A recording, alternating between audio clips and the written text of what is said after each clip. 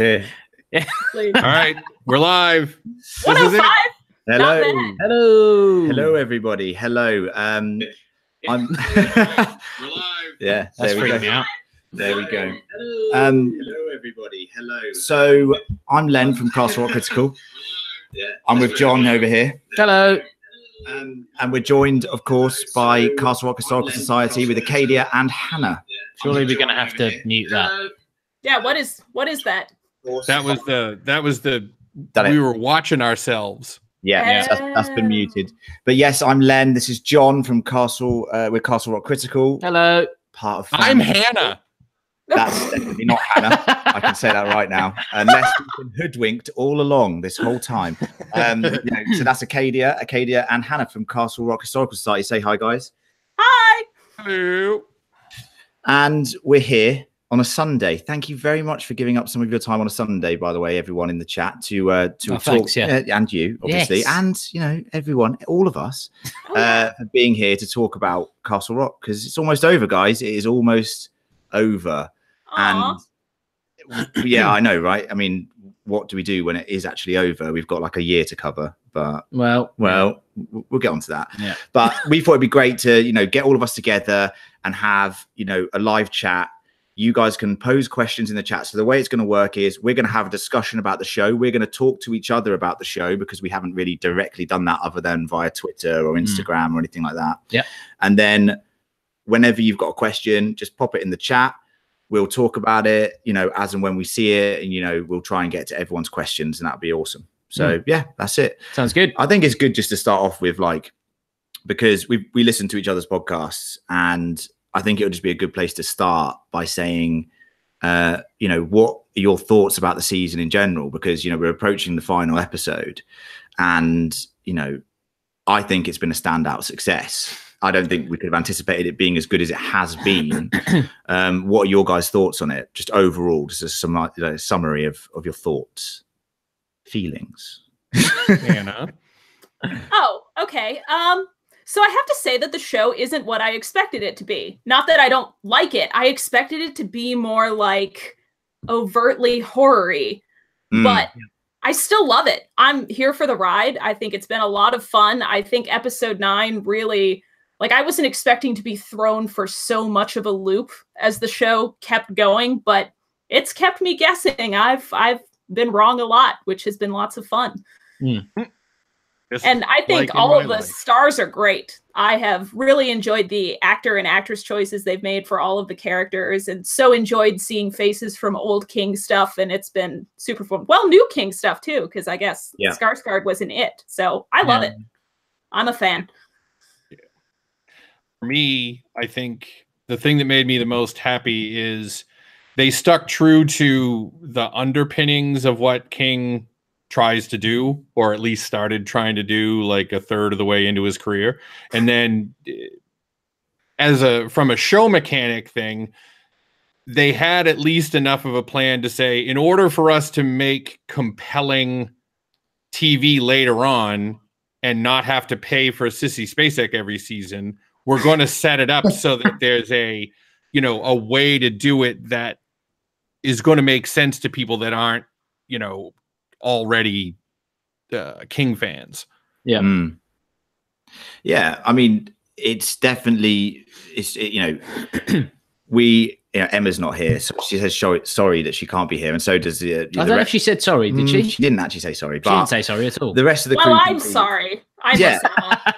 and she's the one who's read most of the most, I would say, Stephen King material out of all of us, which is why it's good that we have our little King Corner segment in our podcast, which we really enjoy. And we really, and John hasn't read much of the stuff, or you don't like to read, really, do you? No. Very confusing. Very confusing. Yeah. So he gets nice information every single week. It's good, isn't it? Yeah, I really enjoy it. I think what's great about it is the fact that it hasn't relied upon the Stephen King canon. It's forged its own story and loads of little short stories. So, I said this in a previous podcast that, everyone's had a good arc this season, whether it be Zalewski, and his, tragedy and how that became its own horrible story in Castle Rock, and you've got Henry, and you've got Molly with the shine ability, and you've got the Shawshank in isolation. You've got all these little narratives running through. They're all little individual stories.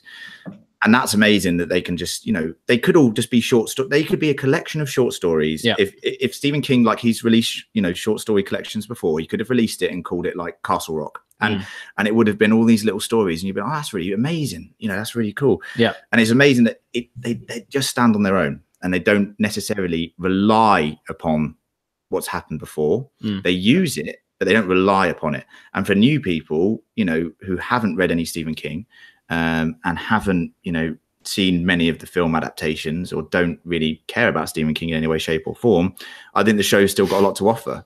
So, and I think that's the thing that surprised me the most, is just how unreliant it is on the original source material. Not that there is a source material, but you know what I mean. So I mean, from a viewer's perspective, we couldn't have been happier with how this season's panned out, right, John? Well, I mean, you say that. You are the more negative member of the crew. Well, yeah, but I support you, John. But look, like, again, I'm allowed to have an opinion. You are. I'm not going to love everything every time. I'm not going to just dish out blueberries for the sake of it. Stop it there. So hopefully everyone knows the blueberry system. Well, if they don't, then I'm sure you're going to explain. I'm going to explain it.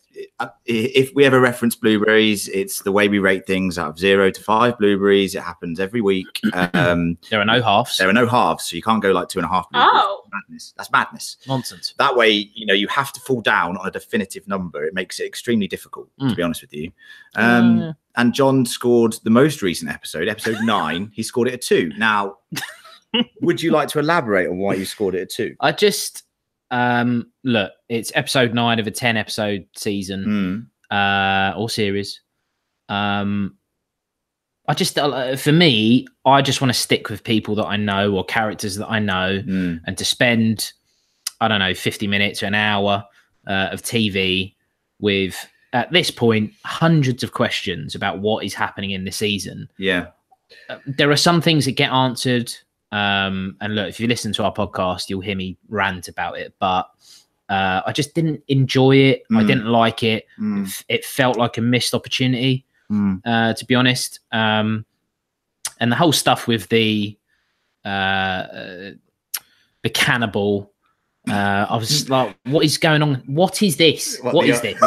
Like, just he gets bizarre, man. That's his angry face. He gets angry, so now everyone can see. But then you get to, but you get to a point where you're like, have I missed something here? Or so that's interesting. I mean, what did you guys think? I mean, we were talking about this, and we were talking about the alternate universe stuff, and I'm a big fan of the alternate universe stuff. I referenced in the podcast that I love Rick and Morty. I love, I'll talk. What? I just read. I'm going to read the chat is starting to heat up. Oh yeah.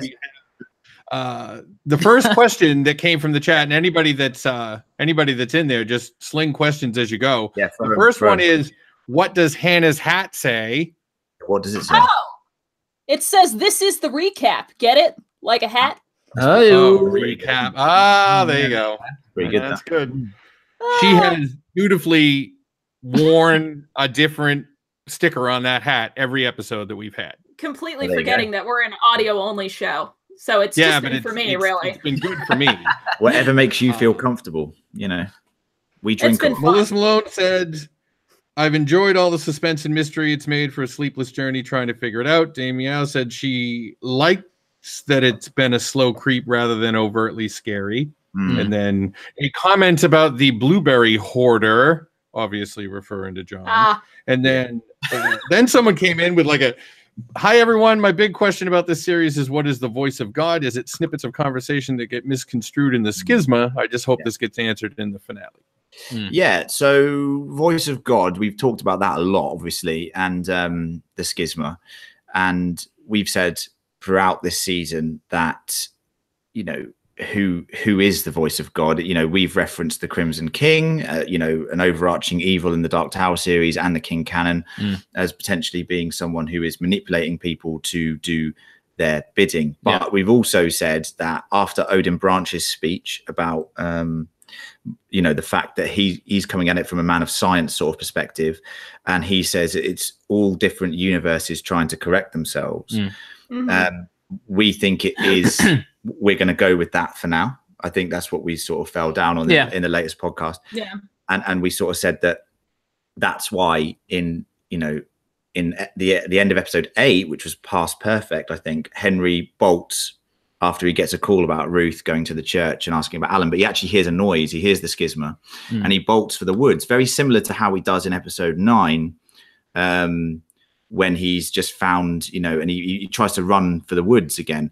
And I kind of think that it's the schisma is just essentially these alternate universes trying to correct themselves. That's why everyone dies around them, you know? Yeah. Like they're not supposed to be there. It's trying to get them back to where they need to be. I thought that. Yeah. Until I started going back through everything in prep for this show. And I know that Hannah's probably going to just think that this is I really want the kid to be evil. And I'm trying to back into the fact that the kid is evil. However, you dig those heels in, Acadia. Dig them in. Yeah, listen, here's if we're going to assume, and I guess we probably should for purposes of the show, are we going to assume that they didn't just throw stuff in there for no reason? Like a perfect example is the weird animal mask kids. Are they if they never get referenced again, then we'll know that the showrunners just, you know, they're like, oh no, we're just going to throw in weird stuff for the hell of it. This seems creepy. Let's do it. Yeah. Or if they do refer back to it, then we can assume that they're not dropping stuff in that's not significant. The idea that the kid is just a poor, oh, woe is me, you know, I was locked in a cage and I was Henry Deaver and I was a doctor and blah and everything like that. Yeah. And Michelle in the chat is talking about the unreliable narrator theory. 100%. Do you think you would believe more the kid's version of events when you consider how sweet he was to Ruth in the Queen episode? For me, the thing that was not him talking about what a good guy he was to Molly, which is essentially what all this last episode was, one of the things he asked in the beginning was, has it started yet? And what the hell what is he referring to? And the difference between his experience in the cage and Henry's experience in the cage is that one would assume he remembers the fact that Lacey was yapping at him incessantly while he's smoking cigarettes for, 27 years. He knows more than anybody else about what the it is. And I think he has motivations beyond just getting back to his other time. Yeah, I mean, the unreliable narrator is something that we brought up in our last podcast. You weren't a massive fan of it, John, just because you felt like, what was the point of the last episode if some of it wasn't true. But I like the idea that there are key differences that might be incorrect, and we might find out more about them in the next episode. I can't believe, and like Gareth said, he can't be here today either because he's in Australia and it's like 3 a.m. over there. Hope he's sleeping well before he goes to teach many a child, which is weird. But you've made it creepy, but no, well, he's just not a very good teacher. No, he is a good teacher. No, he's a brilliant teacher. A brilliant teacher. Yeah. But he was saying that basically, the kid, why is he acting so weird? I mean, he's been in the cage for 27 years. And yes, we agree that is a horrible, despicable event that no one should go through. But people have been in prison for that much time and have had interaction with people. Why has he not said this from the start? Why has he just been like so weird and just said, his own name, as we found out. And then also just then walked around with a weird shoulder problem and also just creeped everybody out, standing in the garden in his dad's suit for ages, just like looking at people. It's weird. Yeah. So that is weird. Yeah. It's weird. What do you got there, Hannah? So, all right. My personal answer with the voice of God versus schisma thing, separate concepts, I think.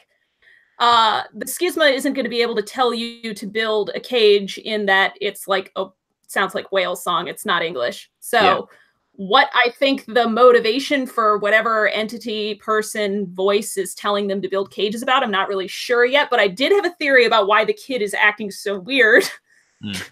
In comparison to Henry, who also was locked up for whatever amount of time, lost his memory. So in the kids' world, Ruth has what he referred to as early onset Alzheimer's. Something that would begin affecting somebody maybe in their late 40s, sometimes as early as in their mid 30s. Now, even though the kid's body isn't aging, he's still, we could assume, somewhere maybe in his 50s, maybe in his 60s. We don't know when he stopped aging, what age he was supposed to be, because they had a 28-year-old, possibly 9-year-old, or a 40-year-old. But what if, I mean, early onset Alzheimer's has strong genetic markers. Maybe he also has inherited some of Ruth's whatever memory disease, and he's affected by it in some way. I'm gonna be a kid apologist until the end of the episode. Somebody gives me a try, you know. But there's a thought.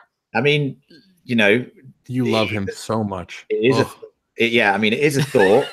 I mean, it's not even that. I'm just trying to make this thing make sense. And maybe being in the wrong timeline also affects your brain too, or the wrong there, or whatever we want to call it. Because he does seem to like sometimes be pretty damn lucid, but other times not really at all. So, but he's getting more lucid, it seems, as he stays out of the cage. Yeah. Remembering more and more. That is very true. They have a lot to answer in the next episode. A hell of a lot. I mean, even though they answered a lot in episode 9, I you know, gave us maybe some rules that we can now abide by and sort of understand what's going on. Yeah. They definitely need to address, they need to make it satisfying. It needs to be a satisfying answer to these questions, because, you know, I'm not saying you're reaching there trying to help, you know, give the kid is out the outside, you know, the memory issue, but that could be bang on. But we just need to know. And if it's bang on, then that's absolutely fine, because obviously confusion of time and space has been mentioned multiple times throughout this season. So it doesn't have to just refer to Ruth. It could also refer to people who are affected by the schisma. So that is absolutely legitimate, but they just need to establish the rules, because agree.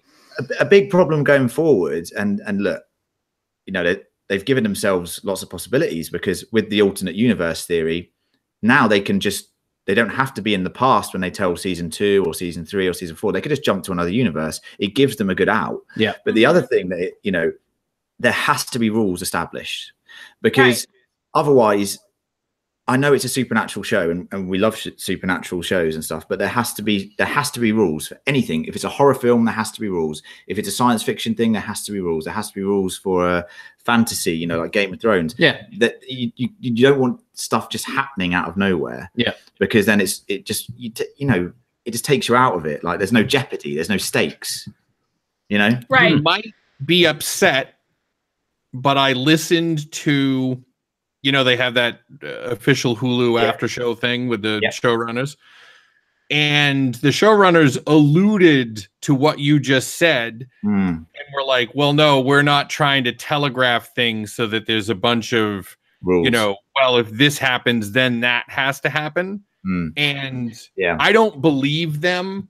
No, I don't believe that. Because I'll go all the way back to Colin Hughes and Damon Lindelof just looked straight at the world and swore to God that it wasn't purgatory.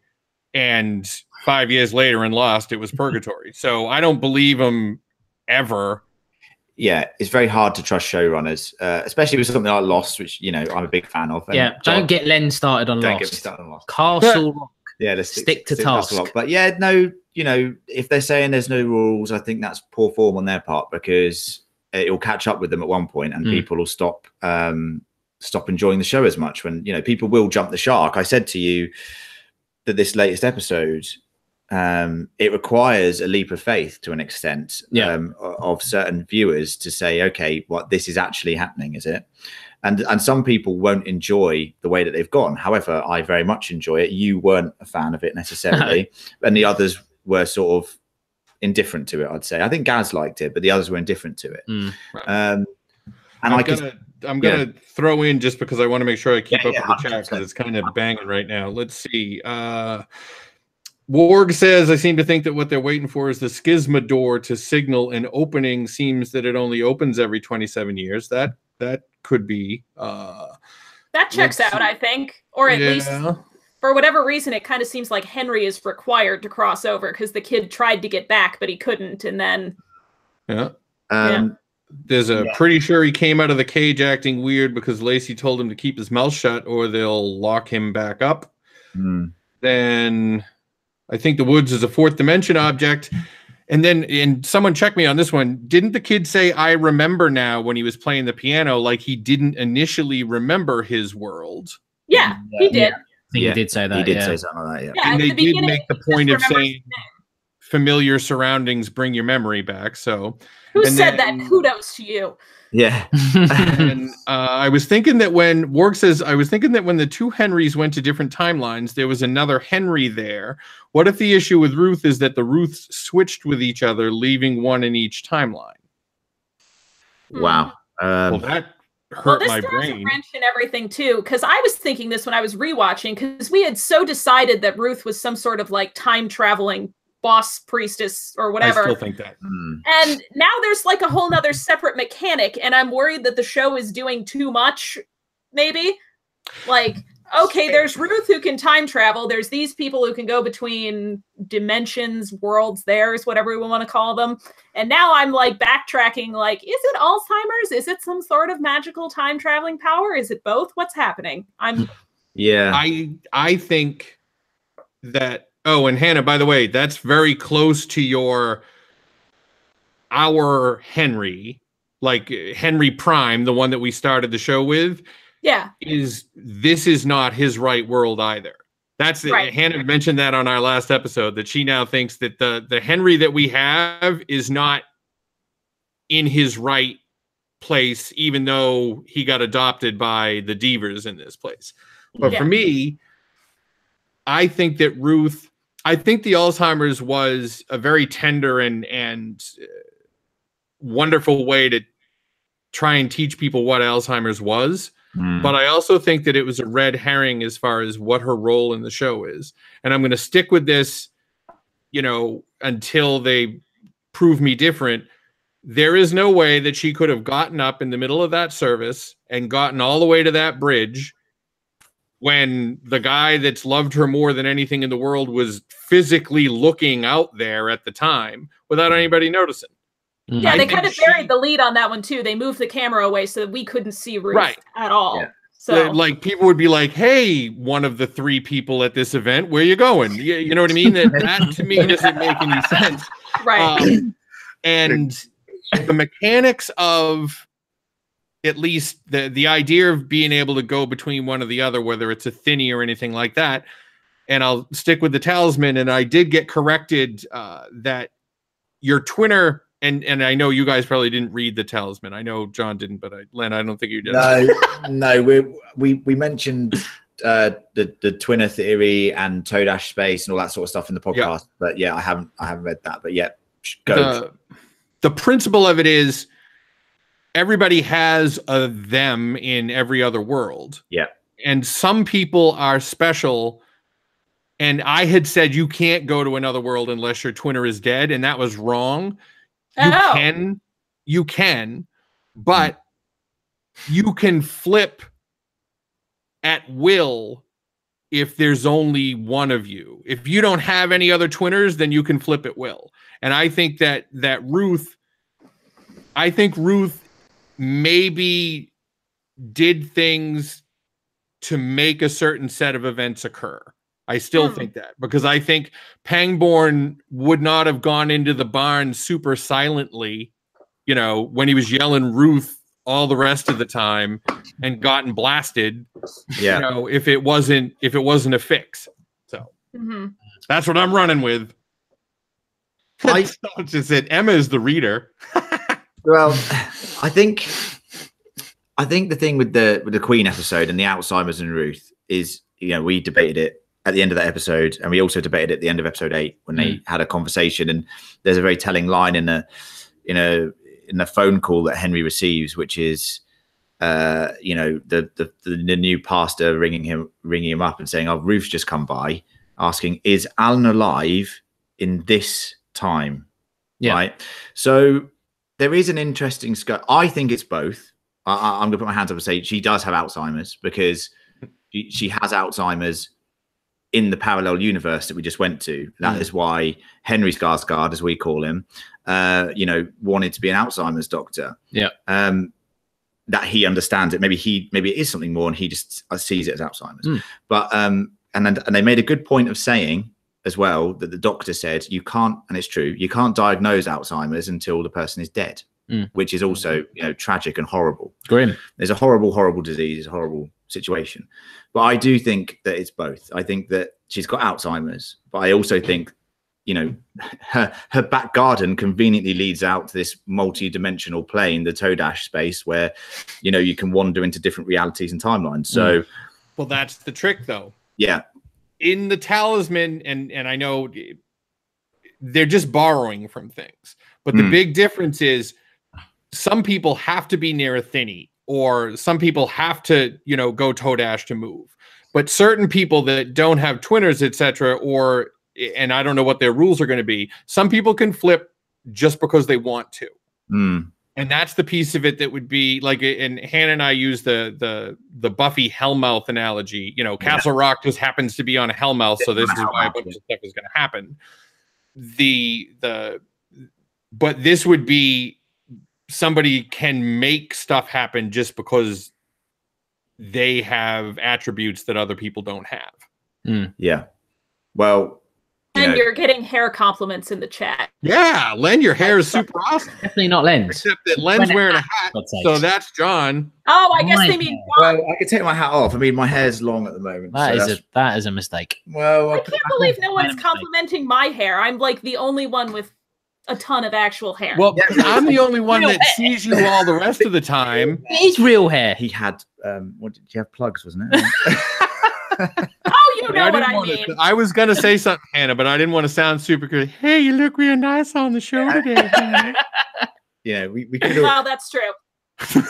This was a lot of pressure because I couldn't record in my, gym clothes or my pajamas or whatever normal state of dishevelment I'm in when I'm recording podcasts. So. Yeah, no, we understand that. You should see the way John turns up every week. Absolute state. Oh God! But yeah, what's going on in the chat? Is there any more questions? Well, let's see. I've got Michelle said maybe the noise is different universes colliding like grinding teeth, which I am 100% in on. I believe that completely. Yeah. Let's see if Thanks, they switch Melissa. place. Let's see. Ruth is. People agree that Ruth is a big piece of this, and then someone said when the polar bear shows up in Castle Rock, I'm out. All right, that's fair. That was Danny Meow. And then I believe what was said was that the schisma was all the universes, which is explained, contain all possible actions and outcomes reconciling themselves. Very true. Yep. And then let's see. Wouldn't Alan have noticed as well if she had gotten up? Yes, that's my whole big thing that I think it would have. And then everybody loves Hannah's hair, and John looks like he's 12. So we got that going. No, that's good. Are we the wrong way around? Because I look younger than you. Yeah, I mean, you're wearing a cap backwards. Ooh, good question on this one, because Hannah noticed it, and since I don't just print out every frame that Bill Skarsgård's in and hang it in my house. All right. Do any of you guys have any thoughts on the kid's eyes changing color? Now, what do you mean by changing color? Because I did notice the heterochromia, but I wasn't sure if that had been going on the whole show. So, I also stare at Jackie and other pretty people in the show, not just the kid. Yeah. You would get on very well with Lucy, our, other member of the team. She is obsessed with Bill Skarsgård and the kid. I saw an article, and obviously when we do podcasts, we do a bit of research. You don't, but I do. I do no research. You do no research. No. He doesn't make notes. It's mental. But John represents the audience. He's learning as everyone else is. That's his story, and he's sticking to it. I saw an article saying that, and a picture, to be fair, going with it, that one of the kids' eyes was different color, and I was like, "What's this about?" I didn't give much credence to it at the time, but if there's something going on there, I don't know. Was it a trick of the light? A camera trick? There's so many of these things that happen. There was a similar thing with Game of Thrones in the latest season, where everyone's like, "Oh, the sword's come alive." The sword has not come alive.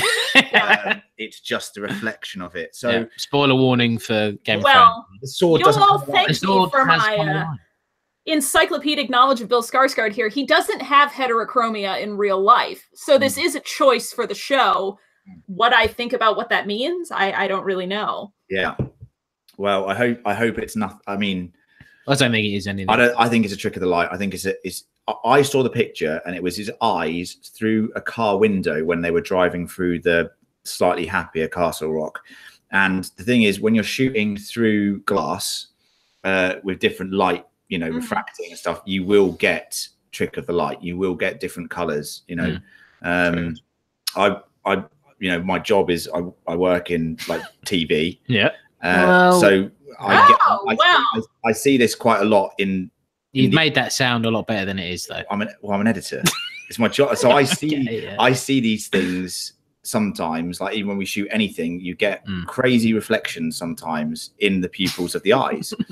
You do, and I've got to correct it. What about the dilation though? Because that whole pupil dilation thing was consistent. That's on purpose. Fight me. Right? Yeah, no, absolutely. And I'm still leaning on the heterochromia thing being on purpose too, because it is actually in other episodes. But the pupil thing is super noticeable and seems to happen in response to the schisma or certain characters' proximity to each other, which I don't know either. But that I think episode 8 was the first time I ever noticed Henry's doing that, though. So I don't know what that means, but we've seen the kids do it a lot. Yeah. And I think Molly's a couple times. So you know what I think about this show sometimes is, you know, on the previously ons, you know, like the things that happened before what happened last week. They're very obvious with what they show. Like the touching, they made a big deal of it. They made a big deal of it. And all this sort of stuff, and they just haven't shown anything about that, and I just think the showrunners are so deliberate with the way they produce those things, and they've not even made a line about it. Like we were talking last week about how, you know, Zalewski fires in the air, but yet Molly still gets hit, and he makes a specific line. He says a specific line. He goes, I definitely didn't shoot her. I didn't shoot in that direction. Exactly, definitely not. So they've put that line is unnecessary. And that is verbatim, that line. Yeah, they've put it in there because next week, you know, and we've said this. I don't want to just go off on a tangent, but we've said that the visions of Molly's death from the previous week do not match up with the way she died in this episode. So it's clearly a separate reality. So they've put that in there to, you know, explain next week what actually happened, and it was actually Zalewski in another timeline or someone else in another timeline shooting her.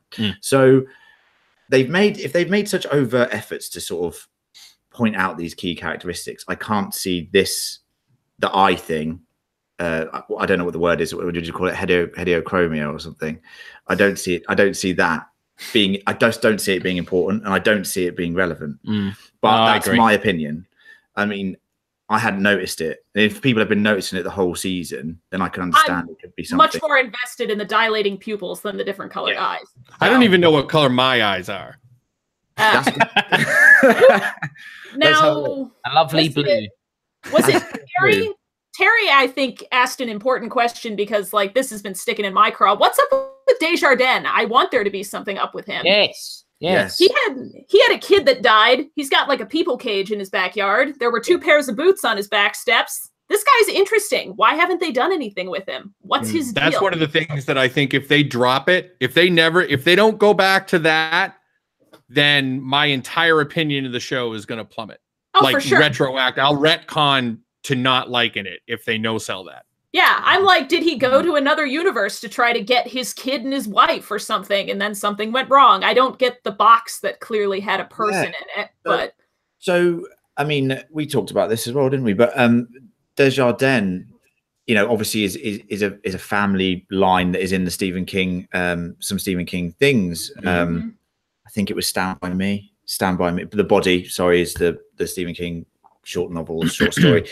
But I think and this is the opinion of some of our listeners as well, is that who was it that was talking to us about basically the schisma cult, as we called it in our podcast. Oh, that's right. Yeah. We also called it that, so we're with you. Nice. Yeah. So we think that next week, and some of our listeners think that next week, that basically we will see potentially Lacey, the Rev, Odin Branch, and who knows, maybe Desjardins part of that crew.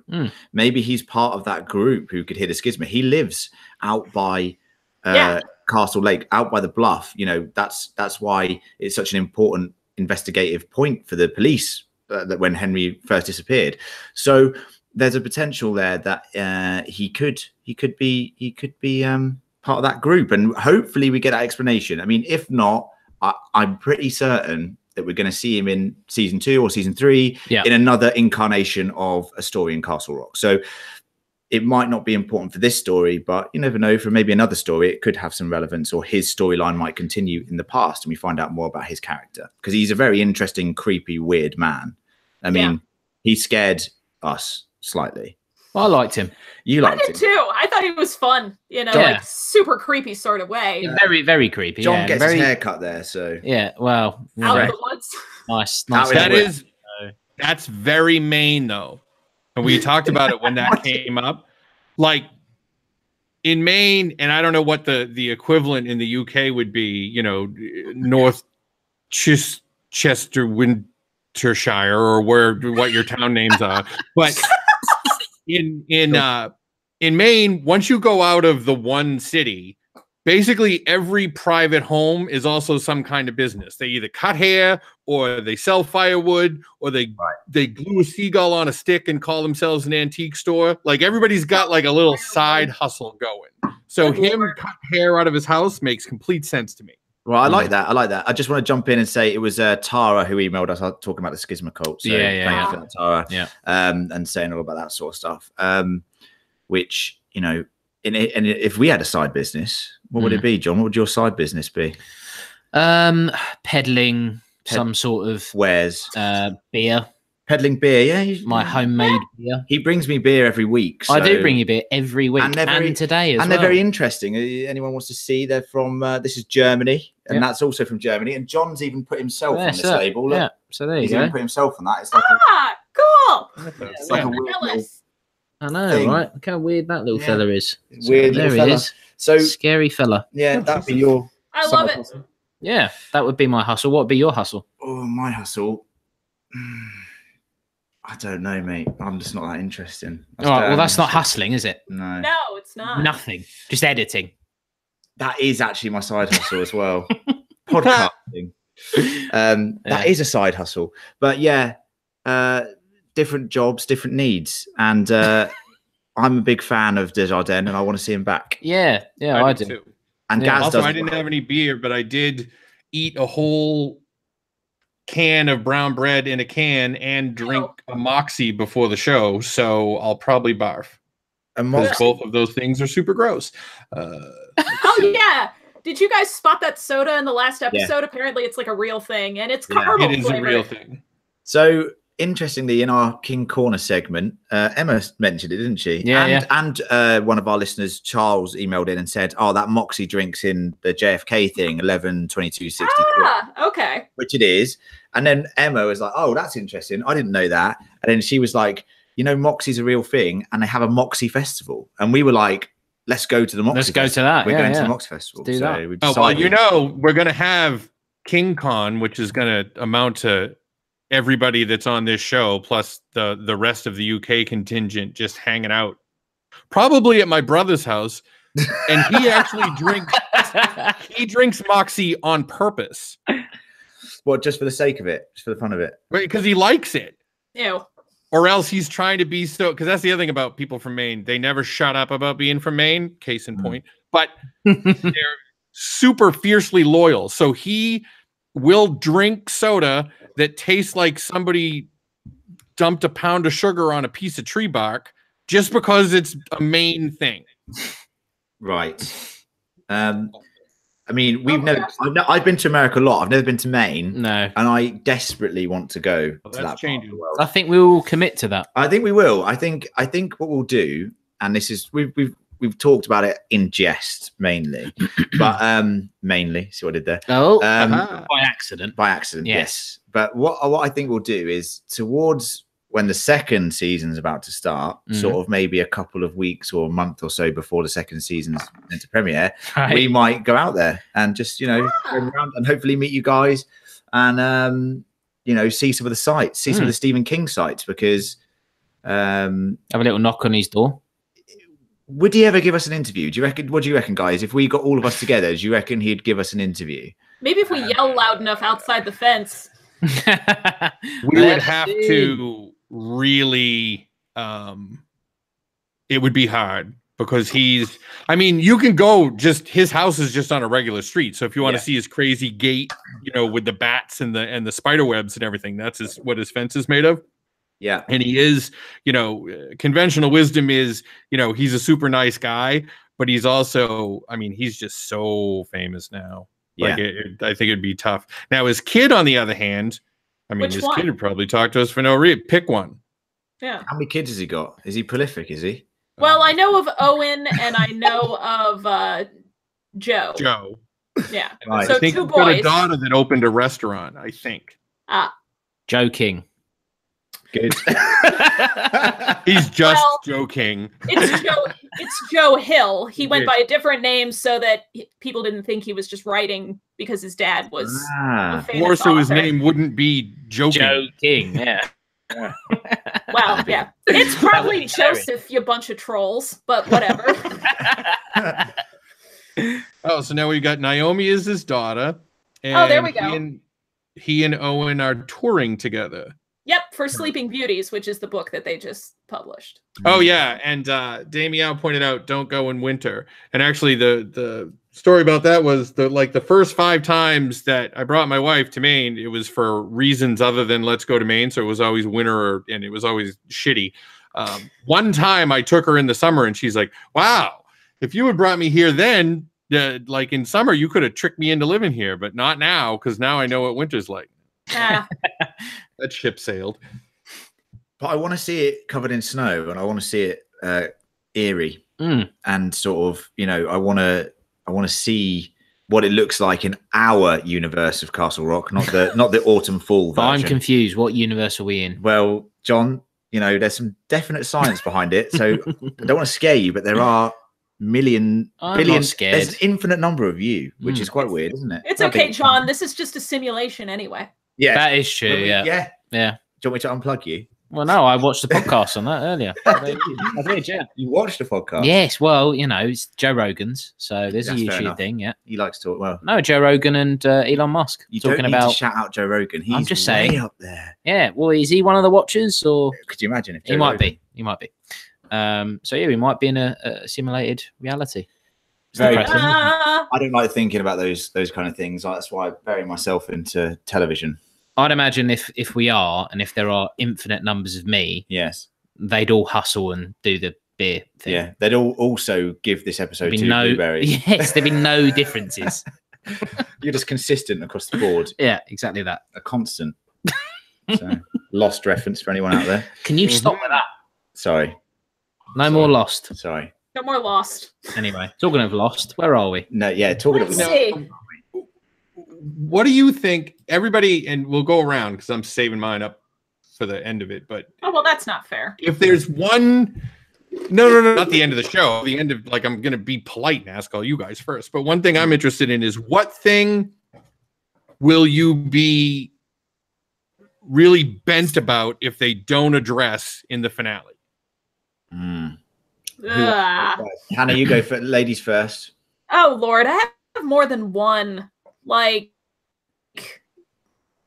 first of all, Desjardins. I don't expose more of that. Let me look at my big old list of unanswered. I mean, I'm Lacey's voice, so I made a big point of that, but then never touched on it again. What's on the tape that Henry burned, and why was he so upset about it? Yeah. Very good point. Forgot about that. Jeremy did forget about that. Yeah. Yep. Let's see here. Yeah, where is Mrs. Lacey? And now that I've thought about it, I'm like, and especially now that I've gone back and confirmed Melissa was totally right about the lock not initially being on the basement, but it is after Lacey dies. Like, what did Mrs. Lacey take out of the basement? Was it something important when she moved? Or children. Or something suspicious? Yeah, maybe. Larry, Janet, Ollie out. I think that is legit because and I'm the thing that I agree with you, Hannah, that she has to come back, and I'm really pinning it all on the fact that I read that interview with Sissy Spacek where Sissy Spacek went out of her way to say how great Frances Conroy's main accent was. And I'm like, she said like 4 things. And yes, it was a good accent, but you don't base a big compliment like that on that. And can I just say, I'm not an expert on the sort of different accents of America necessarily. I've been there a lot, but her accent, and I know this sounds really weird, the first time I heard it in that first episode, I was like, fucking hell, that's a good accent. I literally what qualifies as a good accent? I don't know, but I just felt like that's what I felt like. Do you mean pleasant to the ear or well done? It felt like it's of the area. I don't know. I mean, okay. It was dead on. Or if you want to know how good it was, watch Pet Sematary and listen to Fred Gwynn and how shitty his is. And then you'll know by association how good hers was. Yeah. Because when she said shorts, like it was 100%. It's actually depending on what vowels are said and not said. It's kind of similar to a British accent. It's just the vowel sounds are different. And if you want to round up a main accent in one fell swoop, most people in the world would say Pamela Anderson. Yes. And people in Maine would go Pamela Anderson. So they just take the R and move it. Put it in the wrong spot. Yes. So it's faster to say. Oh, one last thing that'll really piss me off. Who is the sheepdog? What's the dog got to do with any of it? Is he the actual devil? When you say the sheepdog, do you mean the dog with Lacey in the first episode? Yeah, the big English sheepdog at the beginning of the show with the white and the black. The Dulux dog. I know no one in America knows what that is, but that's fine. Big furry dog. Google Dulux dog if you're in America. That's your paint thing, right? You said? Yeah. It's the on paint your show? Yeah, he basically goes around. That's his side hustle. He sells paints, that dog. He does, yeah. Amazing. In England, they have trained dogs to paint things.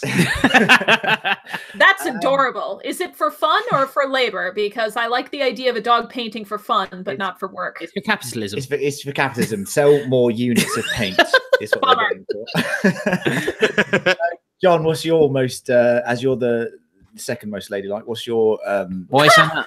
what's your with this beard? Yes. Right. So if anyone's going to kill themselves, I still don't understand why you'd like garrote yourself so that when you drive a car off a cliff, it takes your head off, and then the dog picks the head up and just buries it somewhere. Yeah. I want to know what's going on there. Yes. That is bizarre. Yeah, that is bizarre. Why has he chosen to kill himself in that way? Yeah. And I need to know why that's happened. And you got to bank on the fact that, look, I trust these guys, the showrunners. They've done a good job up to this point. Lacey opened the season essentially. I know we had the sort of cold open of Henry getting discovered on the lake with the noise, which now is 1991. Yeah, which has been answered. I know you hate the time frames, which has been answered. Then the real show opens with Lacey and his wife, who we haven't seen again, obviously, and his suicide, which is quite a brutal opening to the show. It would make sense if the season is bookended with something similar. Yeah, and you would hope that in the finale, maybe the first couple of scenes that we get are of Lacey and his motivations of why he's killing himself. Yeah. You got to think as well, in the alternate reality, the Rev killed himself. He went out to Castle Bluff and blew his brains out, apparently. Less elaborate. But again, I don't mind that he's killed himself. Everyone has bad days. But it's the way he did it. It's the way he's done it. Like, it's too much. And can we talk about the physics of that? Like, the dog didn't jump in the lake to get the head, why would the head be on land where the dog could find it? Like, how did it perfectly get dragged out of a window and stay? I just don't feel like that would work. And then is the dog deep diving for the severed head so that it could bury it? What's happening? Also, dude was bald, so what did he grab onto? The viscera at the bottom? An ear. I don't know. Don't be gross. I'm just going to keep saying viscera and going like this. The thing that whole scene, and John, I agree with you 100%. I'm sticking with my green light.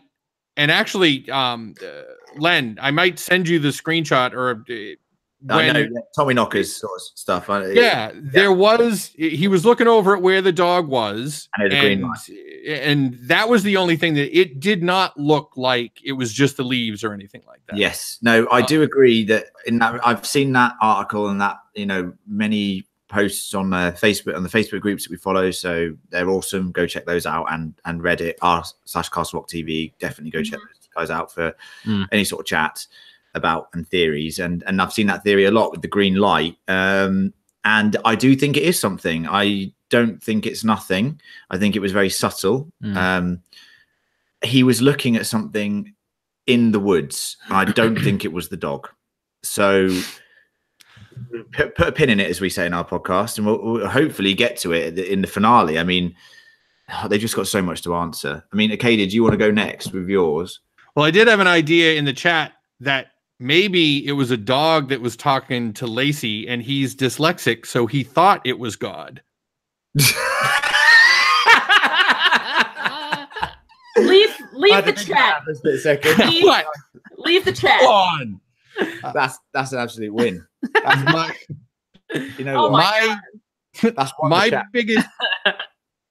My biggest is and it revolves around the kid, and not because I want him to be evil, but mainly because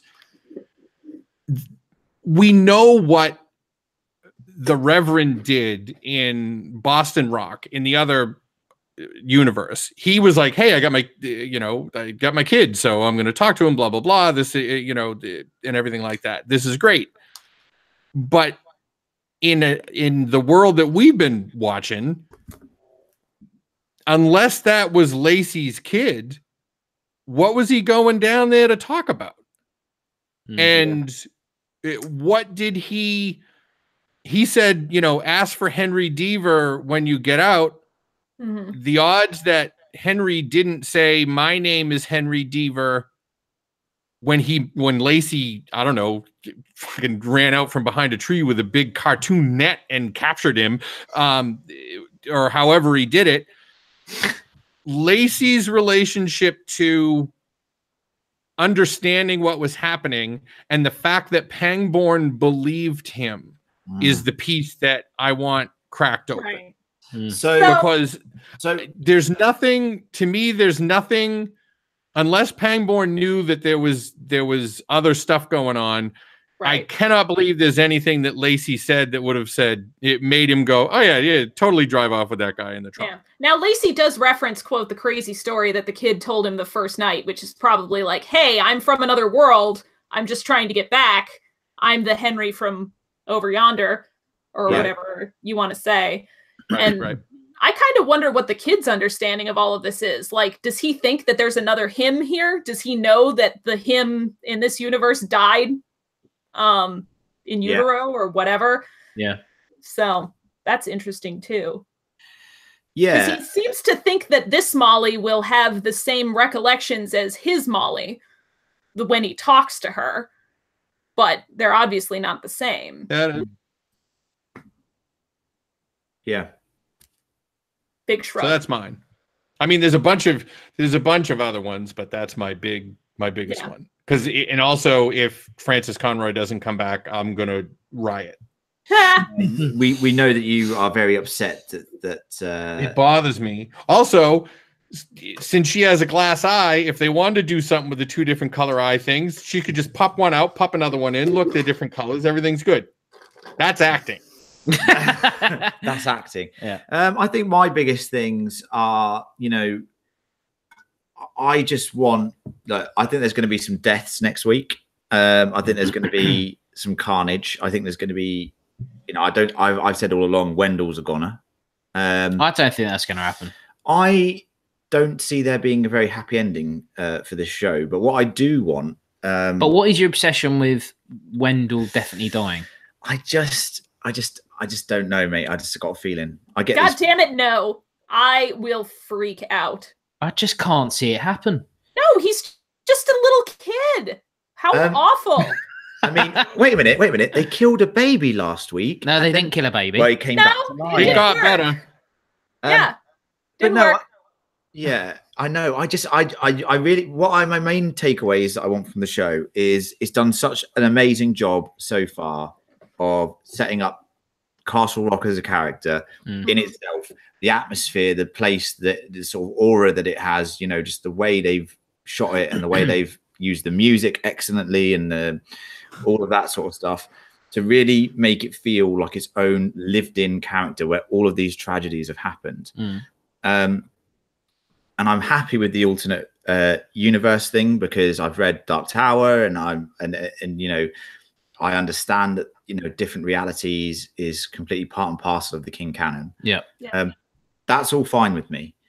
What I need, and I don't need necessarily definitive answers on things like Lacey even. I don't even need that. But what I need character-wise for people like Henry, for Molly, for Wendell, for Ruth, very important Ruth, I need finality. I need to know to an extent that these characters are done. Like, we don't need to revisit them. Now, look, sometimes you get unsatisfying endings. Sopranos, Lost to an extent, you know, some other shows. I'm fine with that. And if that's the way the show wants to go, but I need closure on at least a few of these characters. I don't want it to be open-ended, you know, because then it just promotes too much. There's no, like I said, there's no rules, there's no speculation. There needs to be something. Yeah. Maybe Wendell's going to get trapped somewhere else. Well, like his dad. Well, the chat just said, like the consensus in the chat is that Wendell's going to end up going through the schisma. Yeah, and I tell you what, that would be good because it makes sense. He now the thing about, and if anyone, I don't want to spoil anything, so I'm just going to say spoilers right now about Stephen King stuff. And we've talked about Todash space, and the Todash state is a way in which, and you mentioned it, Acadia, that people can travel through different dimensions, and it's not. Everyone doesn't have this ability. It is an ability that is, I don't know if it's even hereditary. I think it's, I don't know how to say it, but you have the ability to do it. Obviously, Henry, in all realities, has the ability to do it. Wendell, because he's the son of Henry, very possible that he also has the same ability. So if you put people with the Todash state ability in a place where there are thinnies or rifts in between realities, there is a possibility that they will go to another reality. So very, very good shout. I easily see Wendell. Hey, who knows? Maybe Wendell is, you know, the protagonist of the next season. I don't know. Like, gives them an out, right? It does. Gives them a different reality, a character that we are sort of established with to a point. He doesn't have to be a kid forever. I mean, depending on what their rules are. We don't know the rules yet about age. Why haven't they aged, etc. But yeah, Wendell could easily go to somewhere else, and that could be a sort of driver for next season potentially. But then you get the same sort of story, and I'll say, that I've got a question directed at you, Len, from the chat, but I also wanted to point out that Dame Meow said Wendell has to be important because J.J. Abrams needs to make up for Walt.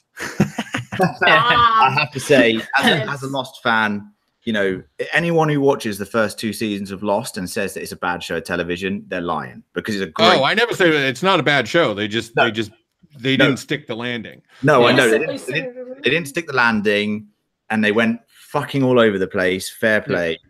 You know, and if they blew it, basically, they didn't blow it. They blew it. They blew it, man. I think it will still go down as one of a turning point for television. It was a definite turning point for television, that show. But Walt, yes, completely agree. That was a thread that they did not follow in the correct way. They sort of like, oh, wouldn't it be cool if like Walt had some sort of abilities? And oh no, now we just forget about him. Well, and then when they made Castle Rock, they were like, hey, Walt made birds die, so let's do that. And Terry O'Quinn looked down a hatch, so let's do that too. Come on, Abrams. Mad, isn't it? What was the question? He knows he did that. The question for Len, since you read Dark Tower, do you think the visions Molly sees could be the Vagrant Dead? So Molly's visions. That is interesting because I don't, and I think this. I think with Molly, I think her and we've said it's just like The Shine, basically. Yeah. Right. And that we've pretty much carte blanche across all of us said that. And her visions for me have always been interpreting people's emotions, right? So she's got this empath ability that we've talked about a lot in the podcast. Yep. The visions that she sees recently when she touches the kid and she sees the alternate reality, that's interesting. She's obviously judging the kid as in Henry 1. Sorry, it's confusing, alternate universes. That's interesting because she's feeling his emotions, but the visions that she saw in the previous episode were of another alternate reality where she touched, where she saw the visions and her death was completely different to the death that we just saw from the kid, right? So like, how so though? Because I don't think I noticed that as much. I thought it had the bloody knife and she was like on the ground and the kid stepped over her to go after Henry after talking to her. It's maybe I need to go back and watch it again. It was with a knife. The previous vision was with a knife, and obviously she was shot. You even see, I think you see like a bullet wound. I did check it. I'm pretty sure you saw a bullet wound. So I think Molly's visions are completely related to The Shining, or as we've said a lot, the Dead Zone. So what's his bloody name? Not Frank Dodd, that's the Strangler, but the other one, Charlie Smith, is it? Christopher Walken. Christopher Walken, his character in the film. Basically, her abilities mirror that in a way. He got his visions through touch. She doesn't necessarily need to do that. Yep. But they are related in some way. I mean, every episode has had something to do with their connection. The Strangler died in her house. Fact. It's Johnny in the Dead Zone, by the way. Johnny Smith, not Charlie Smith. Johnny. This is why we need Emma. See, she just comes up with the name straight away, and I'm more. Well, thank you, Michelle, for that. Yeah. Oh, thanks, Michelle. So look, I think Molly has got the Shine ability, and that's all it is. I think the Dark Tower stuff is just leaning into this alternate reality stuff. And you know what? I would love it. And I said this. Anyone who follows the Stephen King stuff and like all of his novels, going back all the way to like Insomnia and that sort of stuff, the Crimson King is a thing that we've been banging on about all season. And I would love it, and I said this to you as well, John, that if in like 5 seasons time they just keep putting little Easter eggs about the Crimson King in, and then on the 5th season or something, they're like, on their final season, they're like, it's been this entity all along pulling the strings. That for me would be a really strong narrative arc, especially in relation to Stephen King stuff, because that's essentially the overarching arc of all of his multiverse stuff. So yeah, but don't you think that is a bit too like niche? Like well, if they earn it, if they spend, because if we think of casuals, casual fans that just said, oh, I like creepy mystery shows, I think Castle Rock is delivering so far. I think so. But if they start revealing this kind of stuff and tying threads together, maybe they can bring them along without having read all the books. Yeah. I mean, it's possible.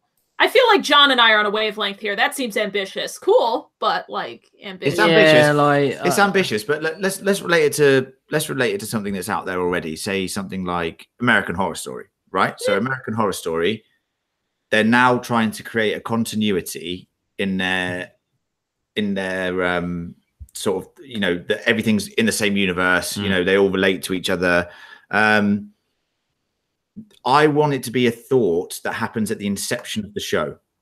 Obviously, we know that all of Stephen King's works influence this show, and we've seen the Easter eggs. It would be an amazing thing to build to build up to that point. And you know, you've got to be ambitious when you start a show. You can't be sitting there thinking we're one and done in terms of season making. Like loads of shows get cancelled, like Firefly, like all these other great shows get cancelled. Fine, but they went for it. They didn't close out their show necessarily. They have bigger plans. And I think in the writer's room, they've got to be thinking, right, what's our end goal and what's our start goal? And then you block out the seasons. And then you have to just end each season. And they've written themselves into a beautiful position because they've gone, right, we're an anthology show.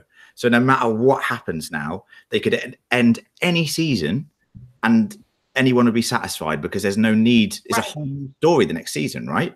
So they put themselves in a really good position. I just hope that they keep dropping these little hints. And this season, there's been like 7 or 8 Crimson King hints. So, you know, I think it's in their thoughts. There's no way, like the chess pieces and you know, literally the king being read, like in the Queen, the Crimson King is literally sat there. There's no way that's just there. Like, there's no way. So, and no, I think everyone agrees with that. But, and the bird tying that into the whole show that the end goal is to get to the Crimson King. I think if they do it, it will be very like. After the fact kind of thing. Well, look, I hope it just delivers. Hey, look, I hope they are going in that direction. And Len, I love your unshakable faith in the show and its writer's room. It's, delusion is what it's called. It's admirable. It's heartwarming. It really is. Yeah, I feel like a cynic now. I'm the positive one of the podcast, so that's my fault. Sorry, they call me the hype man because I'm always. Acadia, am I the John of our show? 100%. Unless someone slaps a Skarsgård sticker on it. No, not really. You want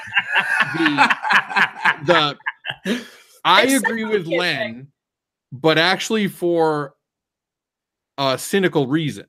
I think that a twist. Yes, I think that they decided, because I think this was all said and done before the Dark Tower flopped. But I think now the powers that be, you know, that own the rights to these properties and everything like that, are going to say, all right, well, that died, and part of the reason why it died was because we tried to explain an entire unification mythology in an hour and a half movie, and that didn't happen. I think they're going to try and educate people. Not that we're going to see these characters in a movie. I think that they're going to use this as a vehicle for King Incorporated, as it were, to teach people how the world works, so that people would be more looking forward to film properties in the future. Yeah.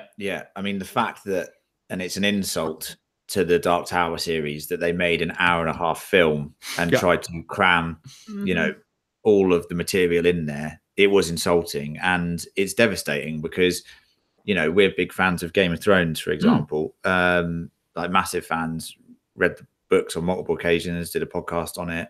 And you couldn't see Game of Thrones working any other way than a serialized HBO show, to be honest with you. It needs the budget and it needs the care. It needs 50, 60, 70 hours of television. It needs the minutes. It needs the time, the nuances. Dark Tower is exactly the same. You know, it needed to be a HBO series, probably just in terms of budget, realistically, because we all know what happens, like when AMC get their hands on things like The Walking Dead, ruined it. So it's, you know, it's one of those things. It's a shame. It's a shame, but I hope Dark Tower gets fair, you know, thrift in this show, and I hope that I just hope that it gets another shot at a film or several films. It needs to be like at least a trilogy, at the bare minimum. And it's a shame because Idris Elba, you know, he's our boy. He's our, you know, Idris Elba. We love Idris Elba. We do love him, yeah. He fucking ruined it. Next James Bond. Well, he's not. He said no. No, to James. he said no to James Bond. But he said no to him. Come on. Not to take away from the Idris Elba chatter, but Terry in the chat and I are on like, see, I'm not the only one who wants to talk about boys in this podcast group, clearly. But Terry brings up another question that I've had, which is, who's breaking into Molly's house and for what purpose? Good question. Yeah. They want something. They're not stealing money. They're after something specific. And I want to know if Molly knows what that is. Yeah. There was another good one further up. who pushed the goddamn Reverend off the cliff? Maybe he just fell from shock. Like, Well, oh my someone God. said, actually, somebody said, and I can't find it now, but I remembered it. They said maybe he thought he was going through the schisma too, but he didn't get to go through, so he fell off the cliff. Yeah, like, and like, I don't know, or like the invisible, Wile E. he bounced Coyote off an style. invisible That would be wall. hilarious. Yeah, Right? That was Tara that said As long as that I in the get to chat. see it, that would be brilliant. Right? And Yeah. then somebody said that their head would blow up if they brought Christopher Walken in for an episode.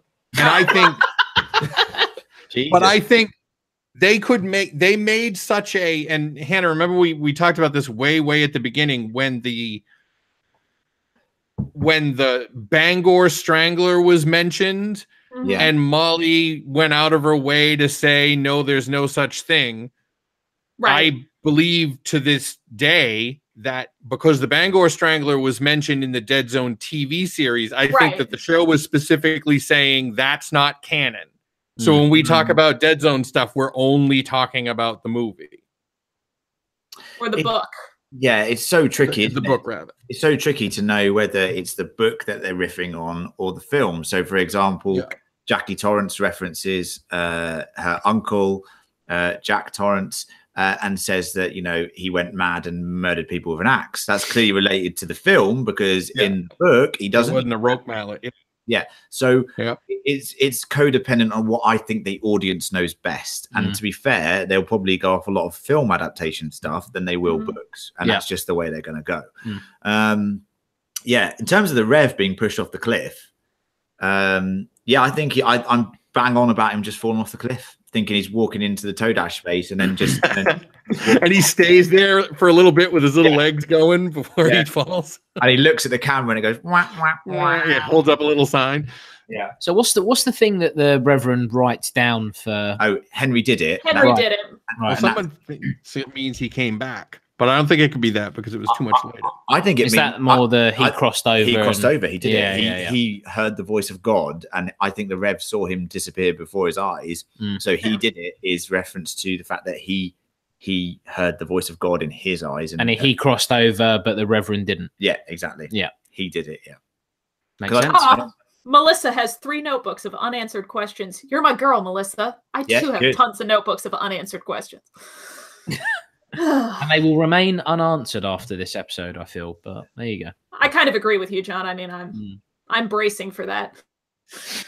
I mean, Oh well. for little things, I guess an example for me of something that if they don't answer it and they just want to chalk it up to the town being weird, it would be, you know, the Lord of the Flies animal mask kids, you know, Yeah. playing SVU. Yeah. That to me would be something that if they didn't go back to it, okay, they're just trying to say how weird the town is. You know, some of those things you could just chalk it up. Yeah, definitely. Yeah, I think they're just putting that as like a little vignette, and there was a telling line in that sequence as well, which was like, "Where are your parents? Oh, mum's a They're all drunk at or the Mellow something. Tiger, and all my the dads dads are are at at Shawshank. Shawshank." So it's kind of like just building that universe, kind of building that, you know, this town is run down, that sort Very of bleak. broken America kind of feel that it's trying to portray or something. I don't know, like, you know, We don't know. No. we don't know because we're not No, there, but no. like that's the idea, you know. That's what I think they're getting at. You know, hey, look, we're broken Britain at the moment, so we can't say anything. Yeah, that is true. We're yeah. very divided. I know, Just like but you kids aren't running around with masks and stuff. They are are. actually. What part of London are you from? Hello.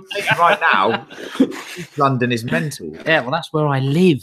Yes, I know you do. So I'm worried Yes. about you getting home. I'll book you Well, a I'll cab. stay here then. Yeah. Yes. Yeah. Good. Fine. Back to task. Back to Well, sleep. that's sorted. I tried to sound British then by saying Yeah. Oh, sorted. ha ha ha. It did kind of work. Hey, I'm working. I'm trying to do cultural exchange, Hannah. This is a cultural So then- exchange. It is. Yeah. It is. Well done, everybody. Yeah. What I guess what do you want to have happen? Not what we think will happen, but what would and I guess we'll have to center it around the two Henrys.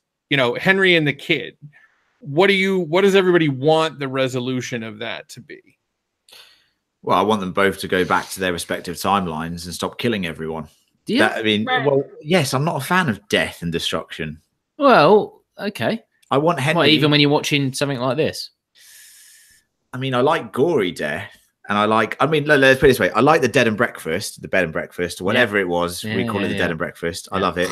That was amazing. Puns. Yeah, that was amazing.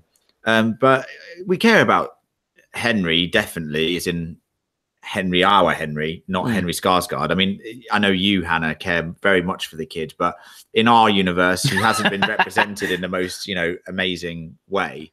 But now, after that most recent episode, you care about him as well. And, he also has a mother because, he's the true born diva son. His mother has Alzheimer's. Ruth has Alzheimer's. He wants to cure it. I want them both to have a resolution that is, happy. However, they're not going to get it. They're not going to get it. No. Like, and let's not forget that the kid may have a pregnant girlfriend who is left alone. And so I kind of, in a very dark way, want him to get home, and it's been like 90 years. Yeah, well, that would be weird, wouldn't it? Because we know that it's 11 days or whatever. For 27 years, it's 11 days because that's how long Henry was gone for. Yeah. Right. That's what I mean about the rules. We need a bit of consistency. Is it going to be 11 days for Henry Skarsgård? Well, yeah, he may come back and it's like Futurama times. Exactly. Like, robots and aliens everywhere. And he's got loads of descendants because his kids kept having kids, and then he can go hang out with his great grandkids. But kind of a no good deed goes unpunished thing. I rescued that kid from a basement, and now my entire life has been ruined. Yeah, exactly. But do you think, and we mentioned this on the podcast, that no matter what timeline it is, Wendell will always be called Wendell? So basically, the fact that Henry will always name his kids Wendell. What do you think? Because he's a 90s kid and he liked the song Hey Mr. Wendell by Arrested Development. Yeah, I wonder because the two Henrys aren't like the same. No, they're not. So, and I still haven't gone to look on IMDb, but it might be like a Marin and then a Merritt. Yeah. But I didn't look. I don't know. And I wonder what Andre Holland Henry would be in this other universe. Like, did he stay with the biological family that gave him up in Castle Rock Classic? Yeah. It's interesting because if he's the one who would always name his kid Wendell, then it's different than Henry Wise or Henry Skarsgård or whatever you want to call him. Henry Wise. So, speaking of Henry Wise, I think this is a good question to pose to everyone who's potentially watching and us guys. Obviously, the 27 years, and we've just mentioned it there, is a massive reference to the Pennywise and his, he comes out every 27 years and murders children. Or before that, it wasn't children. It used to be, adults potentially, and he found a more sweet taste for children, as it were. Gross. Bizarre thing to say. Macabre creature that he is. Yeah. He is like a demi-deity god type creature, John. Well, I know he got a sweet taste for killing kids. Well, he has, hasn't he? He loves it, mate. Well, yeah, that is true. You can't get enough of it. Well, it's just easier. It's easier. It's easier to kill kids. Lacey would get on very well. Anyway, that's what I'm saying. Yeah. But basically, do you think we're going to see Pennywise or get any more reference to Pennywise or anything at the end of this season? Because 27 years, fair enough, they've gone for it, and it might just be an Easter egg. But does anyone out there think that we're going to get something more concrete about the reason why it's 27 years? No. No, well, that's a shame, isn't it? Well, yeah. Look, I mean, we called it in the very first episode, didn't we? We did.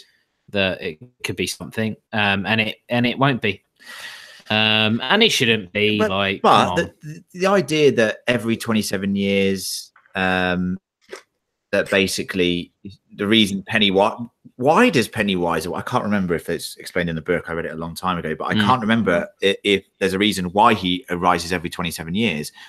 That might be related to, the Hellmouth theory that you guys were talking about, and that sort of idea of an event that might happen at a certain time every, and that's why all of these events explicitly. But I'd love a little bit of explanation as to why it's 27 years. I can give you my super cynical one. When King wrote it, he needed to write the kids like he knew, because that's when the time when he was a kid, and he set the current part in the mid 80s and he just had to do math from there. I don't think he had because and the reason I say that is he made it part of the world, but just like the 19s in the Dark Tower, he was like, oh well, I better go back and rewrite the Gunslinger and dump a whole bunch more 19s in there so that it makes more sense. Yeah, I think it's just a number thing. Like, ooh, this number. Yeah. It probably is. It probably is. But could you imagine if we just saw a little Pennywise lurking in the woods? That'd be amazing, wouldn't it? Well, yeah, I mean, it doesn't always manifest as Pennywise. That's just like the most amazing one, I guess, most memorable one. So who knows what it would, if it were involved at all. But it's giant dead. spider. Of course, we don't know if that's in this universe. Maybe. Of course, who's deathly afraid of a sheepdog? Not me. Saying. Could be. No offense to anyone who's got a dog phobia. But yes. So very rare. That is actually a very rare phobia. Yeah, dogs are wonderful. Cats have it a lot, though. If the dog is going to be evil, it's like, oh, that man's best friend thing got turned on its head. The chat is lighting up about that birthday party scene. I think what does everybody think about that? The weird birthday that the kid witnessed with the domestic violence and cake. Oh, right. So we 100% think that's in the past. We said that when we did the podcast. Yeah. We obviously the Animal Crackers song, very vintage. It felt like it was something that had happened in the town previously. Then how is the kid watching it or sitting there?